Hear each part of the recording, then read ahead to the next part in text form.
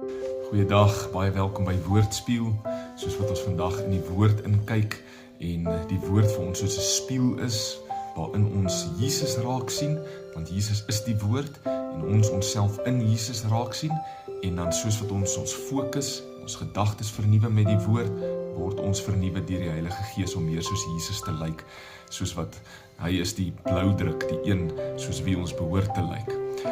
Ek lees vir jou Handelinge 18 van vers 21 tot 23 vandag. Die tema is deel van die liggaam.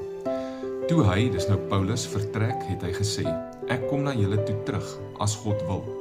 Hy het toe van Efese af weggevaar en in Caesarea aan land gegaan.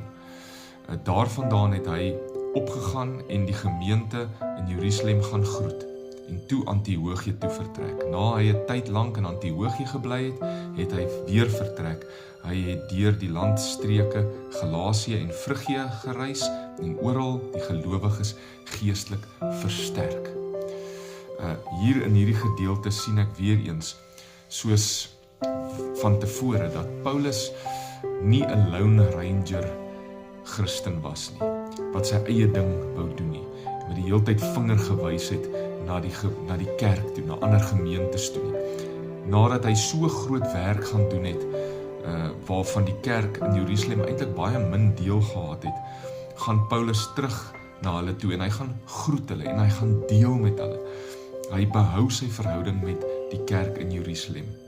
Daarna gaan hy terug na sy lokale gemeente toe, daar in Antiochië, en hy spandeer tyd daar so saam met hulle. En dan gaan hy weer op reis. Paulus was so suksesvol en hy kon eintlik so maklik op sy eie gegaan het, maar hy bly deel van die liggaam. Hoe maklik vandag verwerp mense die liggaam. Mense kyk kerk op TV, mense sê hulle is lief vir Jesus, maar hulle soek nie kerk nie.